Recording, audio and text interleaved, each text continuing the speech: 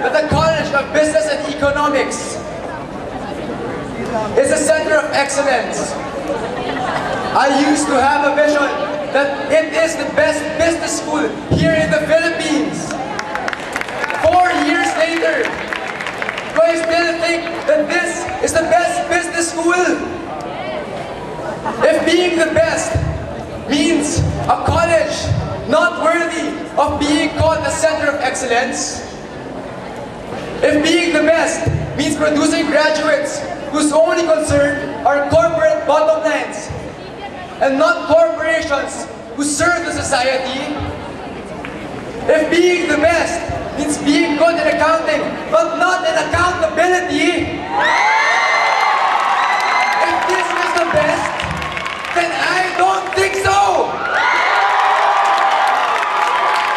College of Business and Economics, kailangan natin ng progressive business revolution!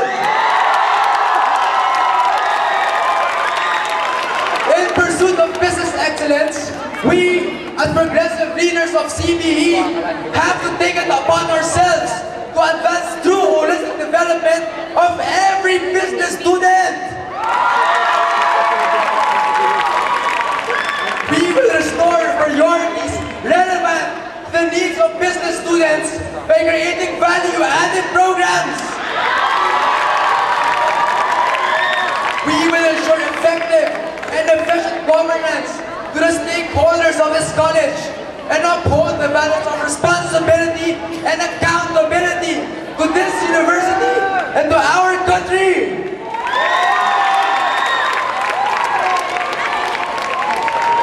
College of Business and Economics, kailangan tayo ng bansa natin. If being the best means this much today, how much more kung pinalik din natin ang dapat sa College of Business and Economics?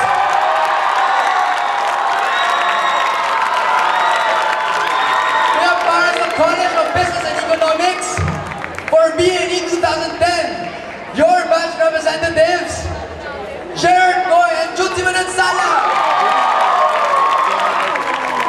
And for your legislative assembly representatives, Anjam Yugo and Daniel Albito.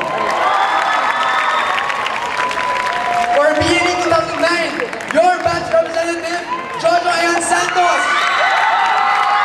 And your legislative assembly representatives, Jamie Agra and Jomil Saripada. For BNE 2008, your batch representatives, Star Sigan and DJ Mandarama. Your legislative assembly representatives, Serna Estrella, and please don't forget Johanna Ko. College of Business and Economics, join us in our pursuit of a progressive business revolution. Ako naman ang inyong gabay at kaakbay, natapat, tunay ang magbabalik ng dapat sa College of Business and Economics. Henry Flordelisa, the College Assembly President.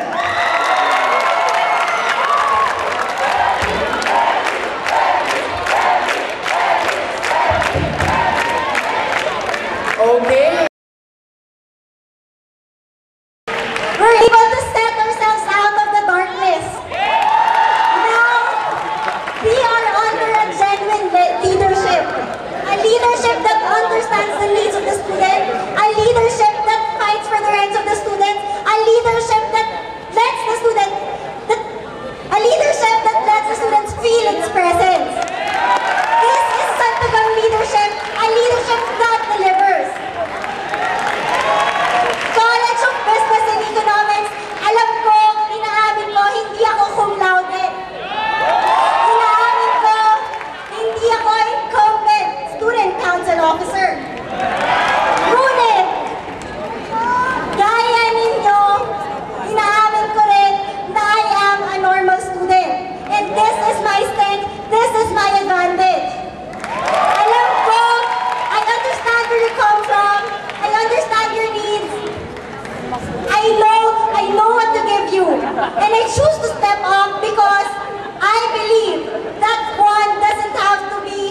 an incumbent student council officer to be in this position. What you need is someone who can understand you, someone who is determined, someone who is driven, someone who has a specific platform, who has a specific plan of action. I choose to be specific rather than general because naniniwala ako na hindi nyo kailangang manghula kung anong ibibigay sa inyo ng inyong mga leaders.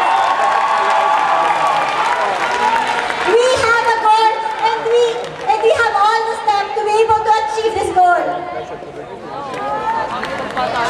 Knowledge of Business and Economics.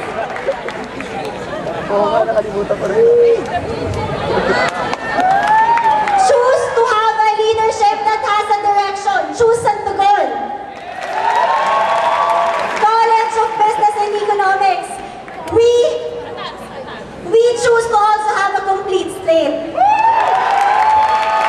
Because naniniwala kami na ang kulang na liderato ay hindi sapat.